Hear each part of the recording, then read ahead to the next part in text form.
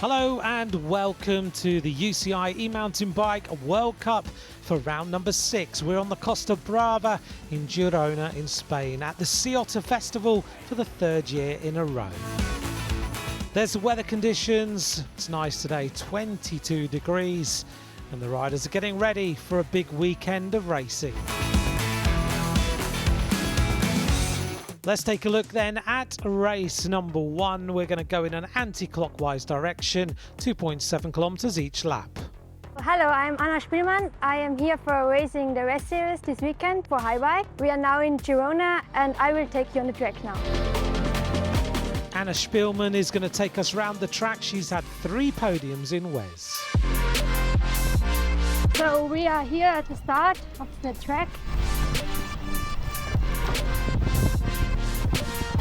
Starts first part, feels like cyclocross riding. This is the longest climb on the track, so we try to go full gas. And soon we enter the downhill section. So here we have the first downhill of the day, massive one.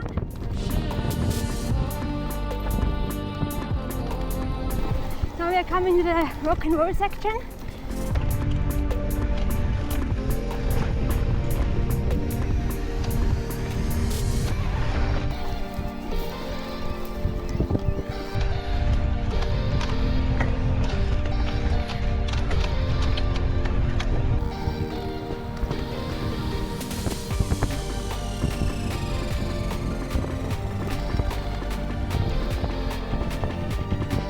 Finish area.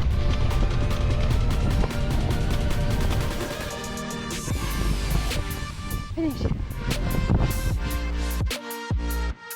We got a real sense of the track there with Anna Spielmann. We're getting ready. There's Joris Reef, Ismael Esteban, the Dakar racer Gerard Fares, and in his New Jersey Rico Libesh. The riders have to qualify as always. This time in the Raspini pole position for the men, Jerome Gio, and Justine Tonzo will be the pole position for the women on race 1. Confirmation of our Raspini pole position riders. Let's hear now from Ismael Esteban. Me llamo Ismael Esteban. Hi, I'm Ismael Esteban. I'm 39 and I come from Cantabria, Spain. I started racing when I was 13 in bike trials and then in mountain bike when I was 14. La disciplina principal es el cross country. My main discipline is cross country, although this year I'm into gravel, marathons, cyclocross, several disciplines. Hago un poco de todo también. Mi primera carrera fue en My first e-bike race was at WES at the Sea Otter in Girona in 2021. E-biking features many different things, technical tracks, and the e-bike itself is entertaining and physically demanding. I really like that racing and I love speed.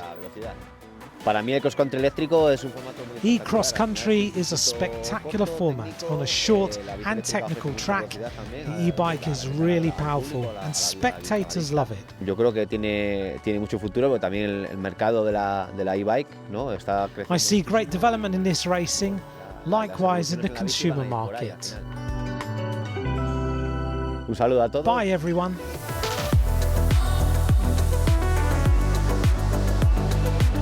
The riders all lined up in the sunshine. There's Jerome Gio in the race leaders or series leaders jersey.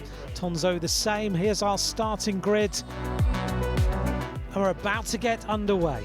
Concentration then and a very fast start. Real tussle for that hold shot.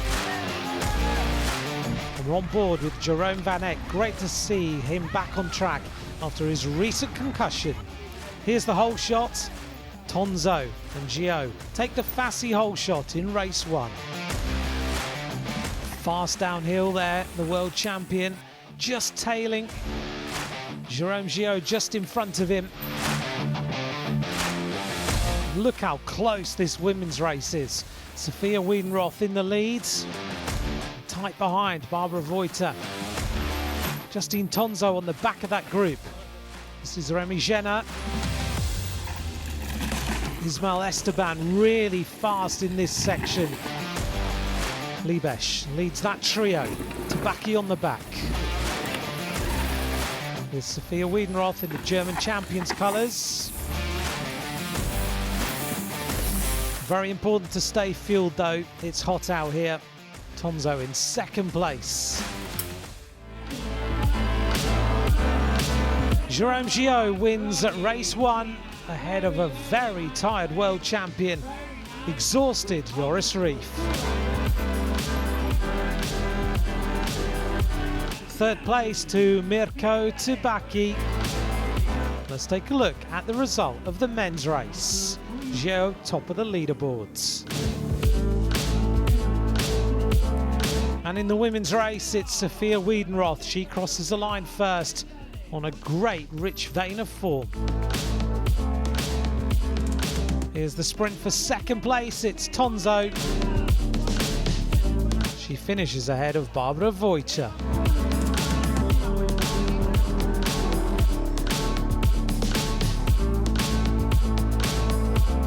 Wiedenroth at the top of the board again. Let's hear from her now. Yeah, I mean, I didn't win the quali and I felt like already I go really fast on the quali, so I knew if I really want to win, I need to push even more. So I tried to be like crazy strong at the start, but then it was like so chaotic with all the guys crashing and going over the tape and I don't know what happened. So I just tried to get out of trouble and concentrate on my lines and just like push like as hard as I could. And yeah, I did not really wanted to look how much laps I have to go because like 8 laps felt really a lot. But then I just concentrated on the finish and I made it. So happy, yeah. Fassi Holshot, the French champion Gillot and Tonzo. Here's the women's podium, Wiedenroth top of the leaderboard. And here's the standings. Tonzo 231 points now. In the men's competition, Gillot took that first race and he remains the World Cup leader.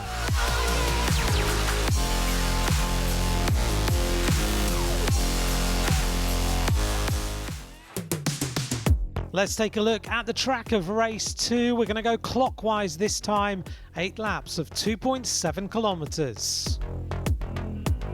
Time for qualification. It's a really good track this time, technical but fast. Raspini pole position, Barbara Voiter, and alongside her Marco Tabaki. First podium finishes for them. Let's hear now from the team manager of Team Challenge 1 by Uno, Karim Amour, all about their new e-bike. Hello, my name is Karim Amour. I'm the team manager of Challenge 1 Uno, and I'm also a couple of times a pro rider. I would like to introduce the new Uno e-bike. It's a Uno Meet. It's a super sloping frame, and all the mass it's very low. And you have inside the battery is a 7,050 watt, and it's a 160 millimeters on the back and 180 in the front with a new fork from DVO. And the frame is a fully carbon frame, and the brand is from Spain, Barcelona. So it's good to represent the European brand. And you have a very specific linkage and ratio here. And the bike is very sensible on the little bumps, and also is very progressive. So when you jump and you can go over the landing, it's not a problem to go on the flat. Mostly all the guys here helped by Bosch, and the engine is the last generation, is the race mode. So we have a different mode. You have off, tour, EMTB, turbo, and race. You know, on the e-bike we have the bike is heavier than the standard, and so we are faster, and we need to have better brake. And normally in XA standard bike, it's between 160 and 180 millimeters. But on the e-bike, we have a 203 millimeters. So it's a super oversized brake. The weight is mostly one of the latest on the market. We have just under the 21 kilos. And this bike wins this year the Best Design Awards.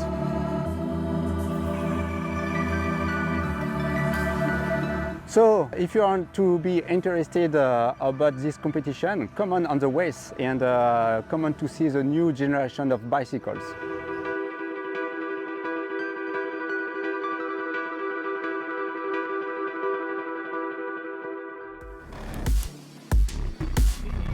So on the front row of the grid, Tabaki. There is Barbara Voita, very pleased to get that pole position. Confirmation of our starting grids. Race 2 underway. Look how fast as they power their way off that start line and through the hole shot. Oh, it's really close through there. Let's take a look at the Fassi hole shot. Wiedenroth takes her this time.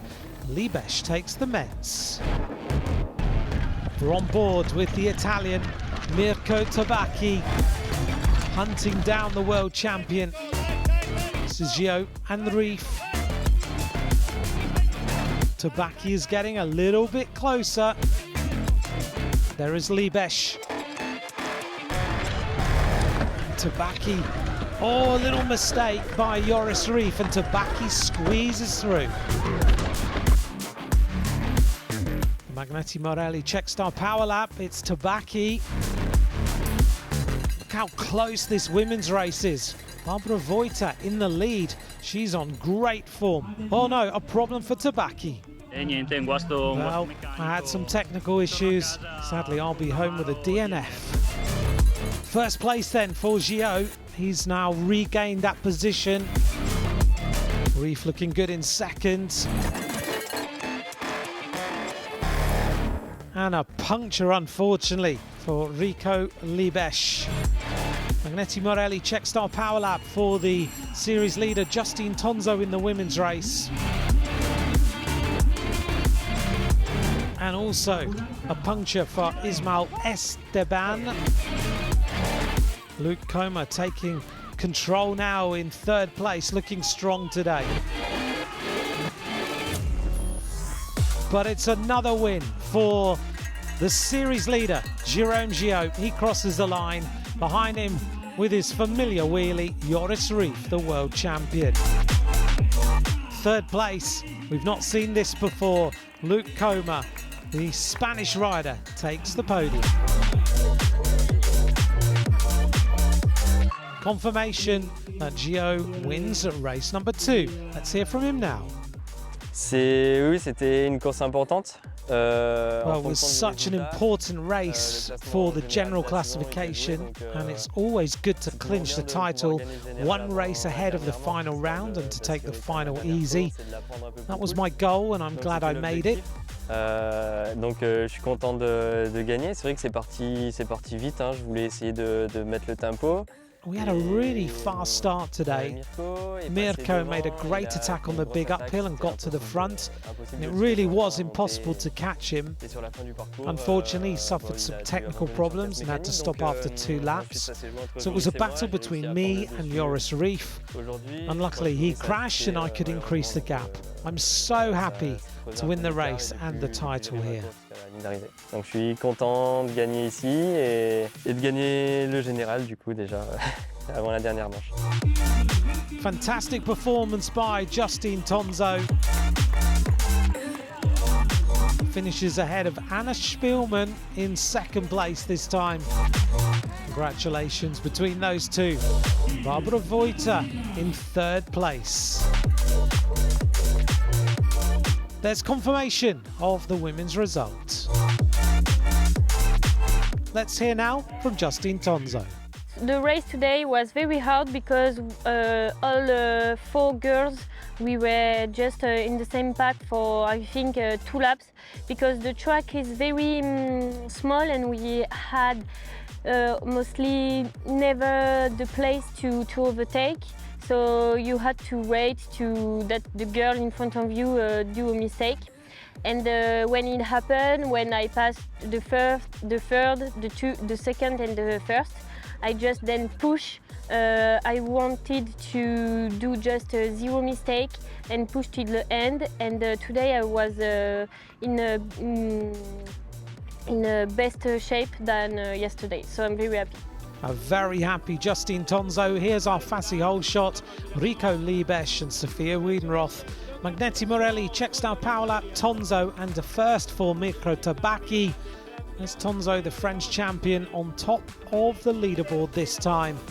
There's our World Cup standings. Tonzo ahead of Wiedenroth. Gio, he's clinched the title. Confirmation of the World Cup standings. Celebrations all round. Luke Coma taking his first ever podium at WES. Same with Barbara Voita. We're going to head now to Castelldefels, Barcelona. It's the traditional season finale on the 21st of October. It's our last one-off race and the awards ceremony. Bye for now.